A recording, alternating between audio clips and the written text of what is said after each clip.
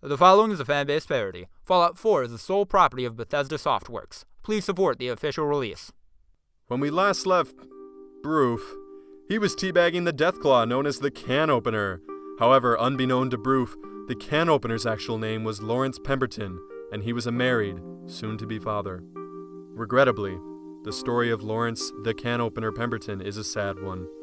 One day, when returning from his job at a medium-sized advertising firm, Lawrence discovered that his unborn daughter Brittany had been kidnapped from his wife Veronica by a group of raiders looking to either raise a newborn Deathclaw or sell a Deathclaw egg.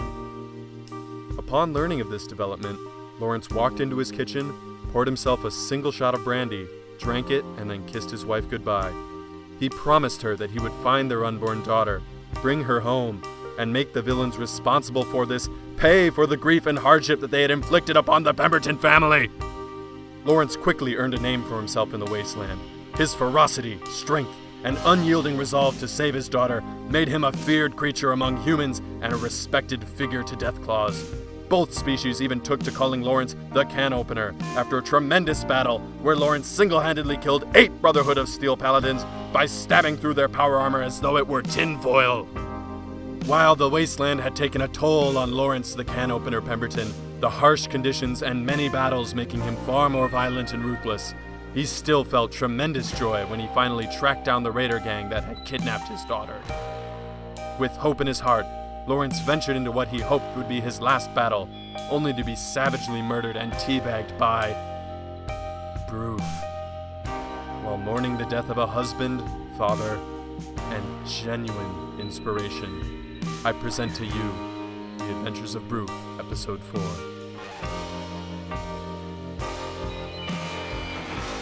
Broof! How do you like some whoop-ass with all those nuts? Oh wait, I already opened a can of it all over your face! Yeah!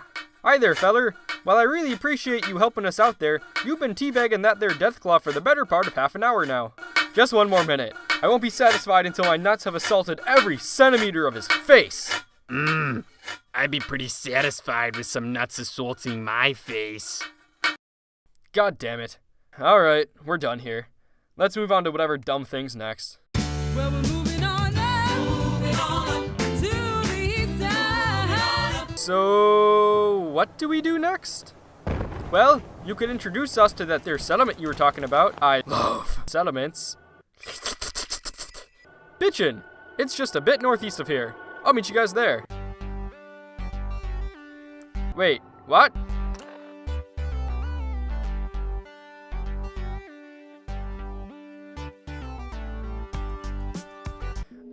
These load times are a pain in the ass. What in the name of the gods just happened? Oh hey, Garvey and the rest of those schmucks are here. Hey slowpokes, how was the trip? Well, Mama Murphy yelled at a bunch of bears, so we had to go fight a bunch of bears. There was a fancy bear and a cozy bear. Somebody please give this woman some drugs. I demand cocaine and tits to snort cocaine off of. In a minute, Mama Murphy. So this is Sanctuary Hills. It's a little rough, but I think it'll make a fine settlement. Yeah, I have a guy who is supposed to be fixing this place up, but he's kind of terrible. Also, if a hovering 3-armed robot comes around, do not talk to it, do not compliment it, and most importantly, do not tip it. If Codsworth does a good job, the most acknowledgement you can give him is a stiff nod of the head. Welcome back, Master Broof. Where you gone, Later, Codsworth! People are talking! So you guys are more than welcome to build a settlement or whatever here, but can I please get a lead on my missing kid now? Sure, I'd be happy to help you out. But first, we'll need some crops, defenses, beds, water pumps, electrical generators, a radio broadcast tower, and a bell so that the community knows when to gather if there's ever an emergency. And a chair for me to sit on. Oh, and a chair for Mama Murphy to sit on. Also coke on tits. Or tits on coke, I'm not picky. I woke up to this world literally 4 hours ago. Wouldn't the 5 of you be immeasurably better at making any of this stuff than I would be? Nope. Fair enough.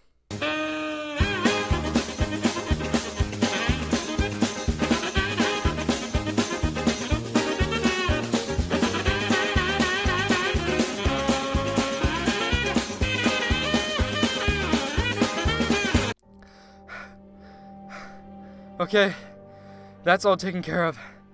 Now, can you please help me out? Hold on there, feller. You're not done yet. Now you have to assign which of us will be caring for which crops, who will be guarding which posts, and so on and such forth. Dude, I'm not even going to be here all that often. Wouldn't it make far more sense for you guys to divvy up all the communal work yourselves, since you will be the ones that are actually doing it? Nope. Fine.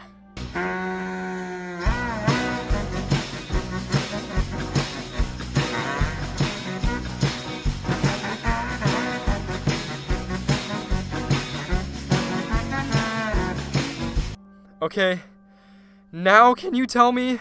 I'm still waiting on that chair. Broof will have that made up for you in just a sec, Mama Murphy. He better. And that chair better be grander than even Frederick the Great's, 'cause I'm never leaving it. I don't... Why? How does she even know any of this information?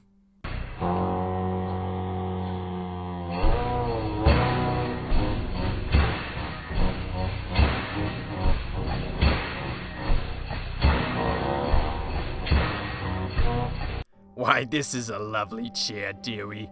I can't wait to do drugs and die in this. Did I ever tell you about how, back when I was a little girl like you, we used to call chairs squat spots? Yeah, sure, whatever. The site tells me that if you go on a dank trip to Diamond City, you will find an automaton man that will help you find your son, who is now an old man and the head of the robot Illuminati. Yeah, sure, whatever. Wait, Broof, I think that was useful information. Never fall in love with a junkie, Dogmeat. They'll only break your heart and steal your kidney. What? Oh, gods, they're rubbing off on you. Alright, Preston. Do you have any more boring, repetitive shit for me to do? Nah, I think we're pretty well set up here. No thanks to any of you shitbags. But hey, you seem like a pretty swell guy, and I know you can hold your own in a fight. How would you like to be the leader of an unregulated and unchecked military organization that consists of mostly mercenaries and farm kids with no better options and nothing to lose? I don't know. Come on! We protect the people of the Commonwealth from the scourges of the wasteland in exchange for money and goods to cover operating expenses, and preferential treatment in public spaces and dining establishments. That kinda sounds like extortion. We'd call you General Broof. Well, considering that my previous military title was higher than General, I'd ask you to address me by that instead, and that title would be... Arch-Champion of Ungentlemanly Affairs and Practices. Well, welcome to the Minutemen, Arch-Champion Broof. Ah, fuck it. I'll lead your army. So what do I get out of this gig? Well, we do have a castle. Bitchin'! But you have to share it with the rest of the Minutemen. Oh! And we currently don't have enough troops to feasibly take back, live in, and maintain the castle either. Oh. But I bet if you help out a bunch of succulent settlements and let people know that the Minutemen are back, we'd get a whole mess of new volunteers. And some old troops might even come out of the woodwork. Alright, I guess I could do that. How often do you think they'll need my help? Hard to say. I'll let you know whenever they need it, though.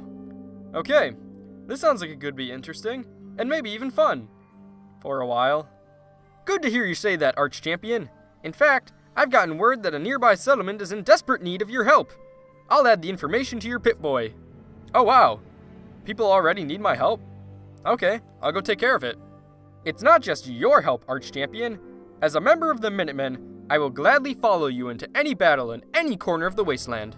No, that's fine. I'm pretty sure Dogmeat and I can handle it. Or what about that Mr. Handy fella with the buzzsaw arm? I bet he could be pretty handy in a battle. 64? No, damn it, Codsworth. All the numbers both squared and cubed. Why are you such a disappointment? Why? Nah, I think I'm good. Or heck, you could even take the both of us. I'm sure we'd be more useful than that dog you have with you. The fuck you say at me? Yeah, no, about that. Dogmeat, we're crashing at your place. We are not living with those people. Agreed. I will move the ceremonial squeaky toy so that we will have room for your bed, and I'll find a corner for you to pee in. Awesome!